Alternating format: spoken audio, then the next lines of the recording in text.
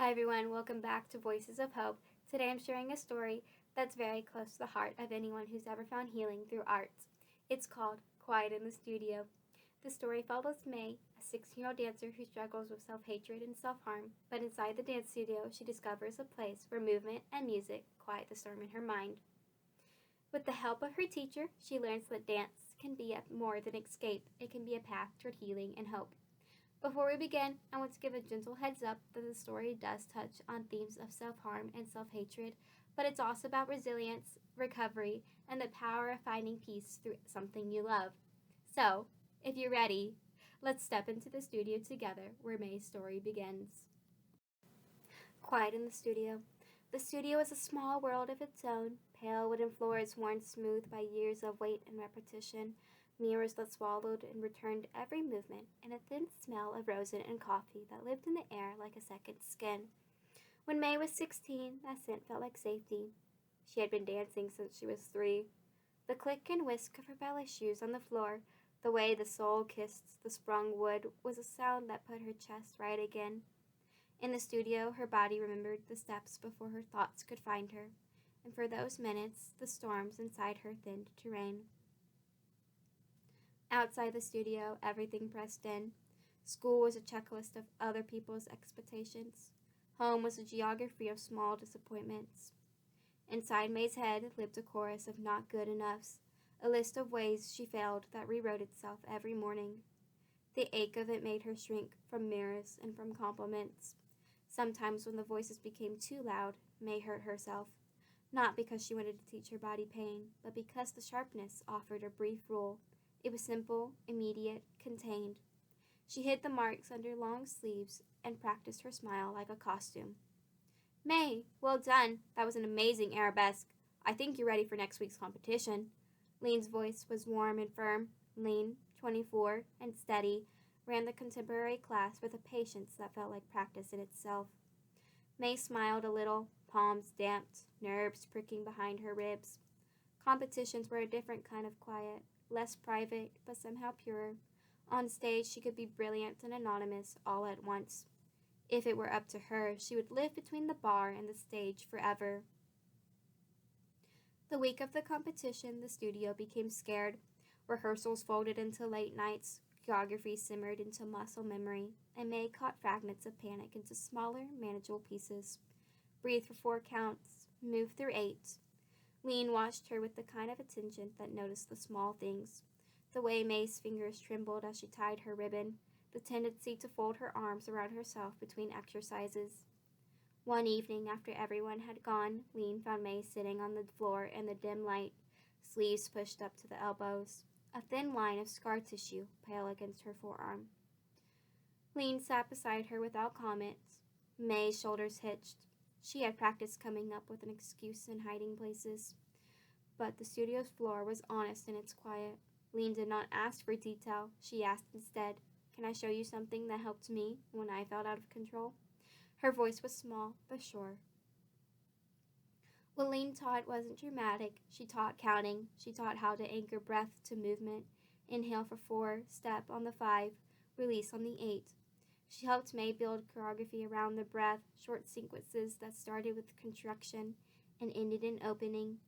They worked in phrases, 3 small sharp steps for the panic, a slow reach for the release. The movement didn't erase the hurt or fix the reason it had started, but it gave May a different language for the feeling. When the urge for hurt rose, she folded the impulse into a phrase, quick, contained, then exhale that upsold the tension. The change was not linear. There were nights May left rehearsal and curled with the hunger of old habits, and there were rehearsals where her chest tightened so badly she felt she might faint. But Lean stayed steady. She checked in. She called May's mother once to suggest a counselor. She sat with May after one rough critique, and only held space until May could breathe again. Sometimes Lean would slip a small scarf into May's rehearsal bag, something to touch when the hands wanted to do something else. On the day of the competition, the auditorium's lights were a sunrise of hot bulbs and velvet. Backstage smelled of hairspray and nerves. May's hands were cool, her heart beat a rapid drum. She could feel the old voice stinging her throat, wanting to name her as a failure. She counted quietly, the way Lean had taught her. 1, 2, 3, 4, step 5, 6, 7, 8, and let the rhythm become a pulse she could follow. When the music began, she moved as if following a memory. There were moments in the solo when panic threatened to crush the surface, and her breath spilled out 8 steady syllables that kept her anchored. The solo closed with a long reach and release. She unfolded the small scarf into a flourish and let it fall like a quiet letting go. When the lights came up, the audience stood. May didn't know if the applause was for her technique or for the little piece she had brought herself inside the music. The judges' boards read the same as it always had read, score after score, but this time the number at the top had her name beside it. First place. The award felt unreal in her hand, a ribbon that looped into a small flag, proof that the body she sometimes hated, could still make something beautiful. It was Lean who stayed with her after the ceremony in the dressing room. Under the fluorescent hum, May rolled her sleeves back and let Lean see the pale line again. Lean did not look away. You don't have to carry it alone, she said. Not in the studio, not with me. From then on, dancing shifted shapes. For May, it was still an escape, still sanctuary, but it also became a tool. They worked on choreography that told what words could not, sequences that let anger become sharp, then soft, then steady. Lean encouraged therapy and made sure May had someone safe to speak to outside the studio.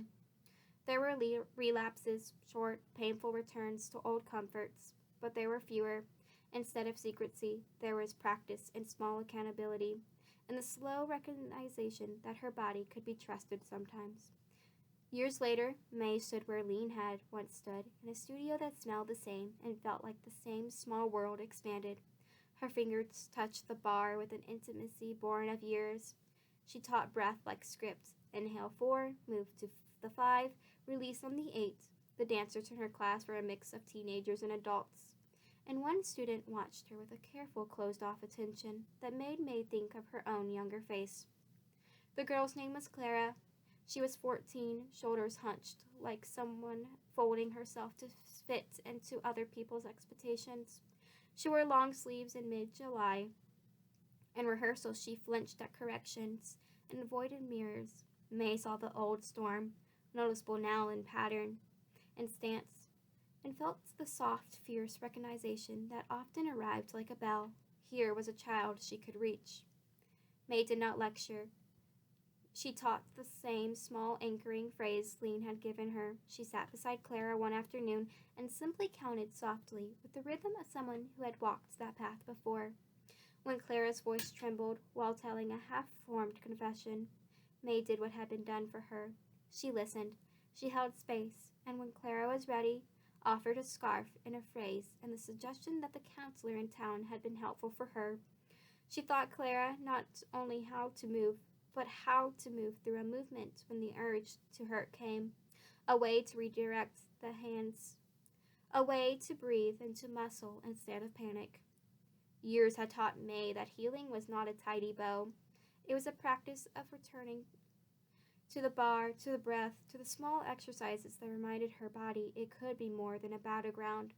Watching Clara unroll her own small dance, awkward at first, then steadier, May recognized the same beginning she had once been given. She watched the student find, on the floor and in the counts, an alternative to silence of self-hatred. At the end of class, as the studio emptied and the late sunlight made the floor glitter, Clara lingered to fold the scarf and tie her shoes. She looked at May, and for the first time in many lessons, smiled without hiding. "Thank you," she said quietly. May returned the smile and counted for them both. 1, 2, 3, 4, feeling the sound as a small promise. She did not pretend everything was fixed. She only knew that a handful of steady breaths and the click of a shoe on the wood could hold a person for a minute, and the minutes had a way of stacking into something like life. Thank you so much for listening to Clyde in the Studio. May's journey shows how something like dance or any passion can be a light in the darkness of times. Healing isn't always easy, but it's possible. And sometimes the things we love the most can help us find our way back to ourselves. If you connected with the story, I hope it reminds you that you're not alone and that even in the hardest moments, there is always hope. If you enjoyed the story, please give it a like, share with a friend who might need it, and subscribe to Voices of Hope for more stories of healing and resilience. And remember, you have a voice, and your story matters.